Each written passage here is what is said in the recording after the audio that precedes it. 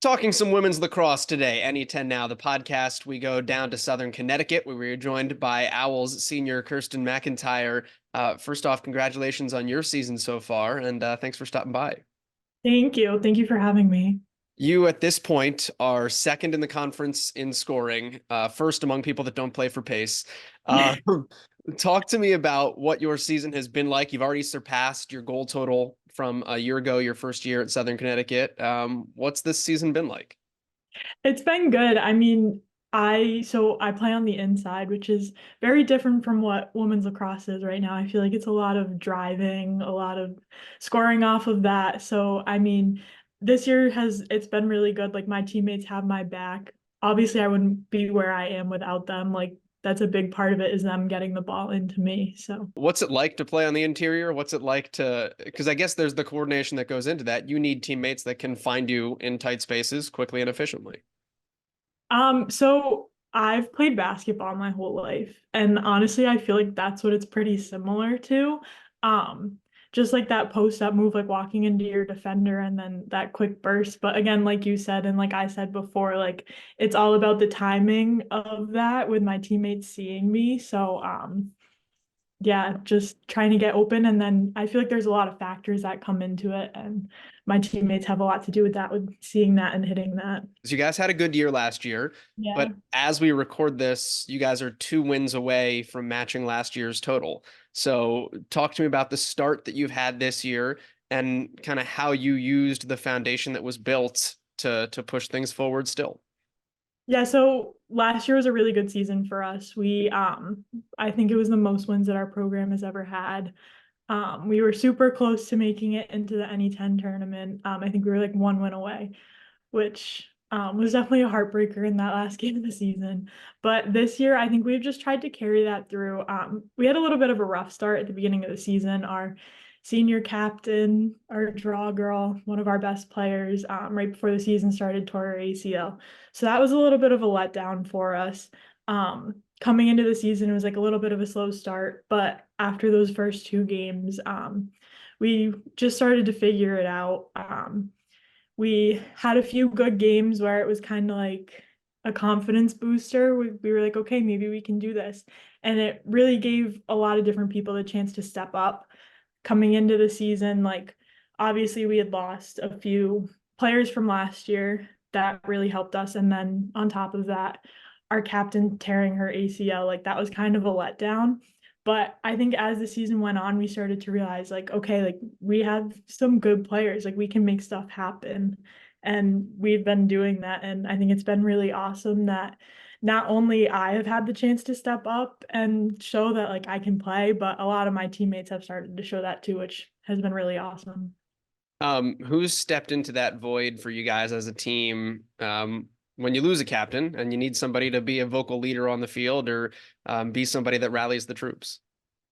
Honestly, I think all of us. So we do have one other captain on our field right now, which is really good. But all of us seniors have all really stepped up. We've been trying to be more vocal, trying to be more encouraging to like everyone on our team. And then it's been good to see a lot of the underclassmen step up as well, just with knowing that, they're gonna have to step up at some point for next season. So honestly, I think like as much as it is really unfortunate that we had that happen, it's almost given everyone a chance to kind of like prepare for what's to come next year and just everyone to step up and try and fulfill that role as a leader and as a player. It's your second year at Southern Connecticut, and I'll get to the transition in a second, but I just wanted to talk to you about starting at Merrimack and what you learned from being at that level and why maybe this level of lacrosse has been a really good fit for you since you transferred as well. Yeah, so I played 2 seasons at Merrimack. My first year was a little funky just with COVID, and the coach that I got recruited by left. So then I got another coach. So I was there for 2 years and I had three coaches. So it was kind of crazy all over the place. But being in Division 1 for 2 years, I definitely learned a lot. It was just like it was really cool to see just how different the game is, how fast it is, how skilled some of the players are. Um, I think really like what it came down to was I was watching the girls on the field playing and I was like, oh my God, they're so good. Like, how do they do it? How do they put the ball in the back of the net that much? And now I think just like being at Southern, like it's given me the opportunity to just like kind of reflect on it and be like, I'm that person that like my teammates are looking up to now. So it was just really cool, like kind of full circle.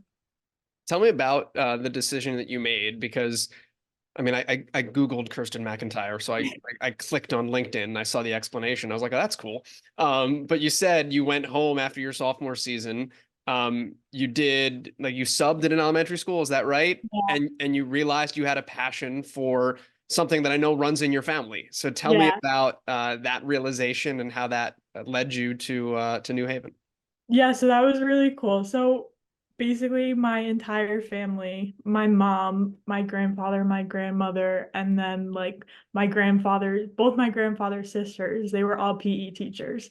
So it was kind of something that like going into college or when I was going through the recruiting process, I was thinking about it. I was like, oh, maybe I want to do this, but I'm like such an indecisive person that I was like, oh, maybe I don't want to do that. Maybe I want to try something different. But it was kind of just always in the back of my mind. And then after my freshman year of college, I got a job as a substitute in the school district that I graduated from. And then after my sophomore year, I came home and it was my elementary school PE teacher was out for like, it was like 2 days. So I was like, oh, why not like try this, see if I like it. If anything, like it'll be cool to go in and just see like the old school that I went to.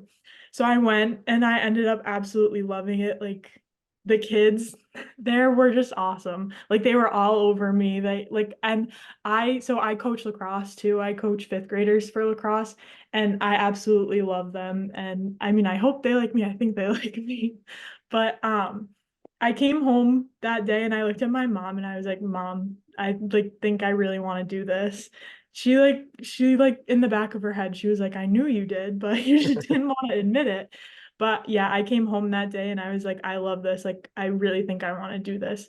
So that's when I kind of started going through the process. I was like, okay, would this be possible for me at all at Merrimack? And I had kind of talked to my advisor about it, like in bits and pieces, like trying to take some classes for if I wanted to, but ultimately they didn't have the program. I was gonna get out of school and I wouldn't have a degree in what I wanted to be doing. And like that's the reason why you go to school. Like lacrosse should just be a fun piece of it. But I started looking for PE programs and ultimately ended up at Southern. It's the best choice that I've ever made.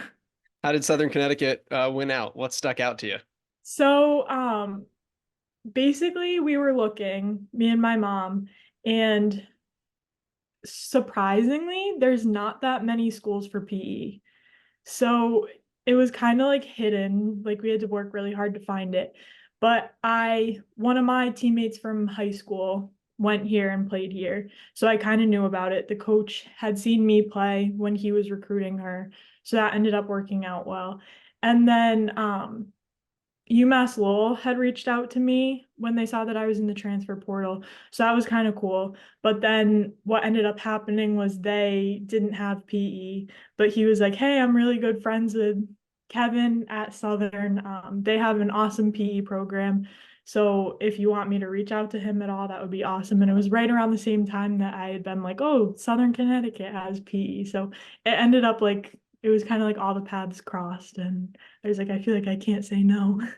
How has working with kids, particularly in coaching lacrosse at a younger age too, maybe helped you and like made you a better player while you're still doing it before you fully dive in?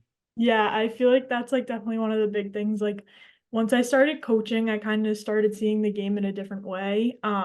It's definitely helped me develop my lacrosse IQ. Like I feel like I'm on the field and like I start to see stuff happening before it even happens. And just like the coaching piece with like the little kids. I remember when I was like I picked up as my first stick in like second grade. And I just remember at like all the camps and clinics and stuff, there would be high schoolers or college players, and I would be in awe. I would be like, oh my God, this girl is so cool. She's so good at lacrosse.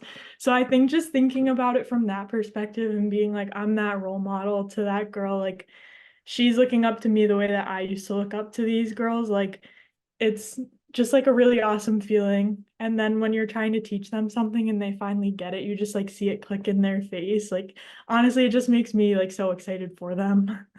Well, Kirsten, it's great to catch up with you and talk about your success to this point. Excited to see where it leads for you in the future. So best of luck throughout the rest of this year and going forward too. Thank you. I appreciate it.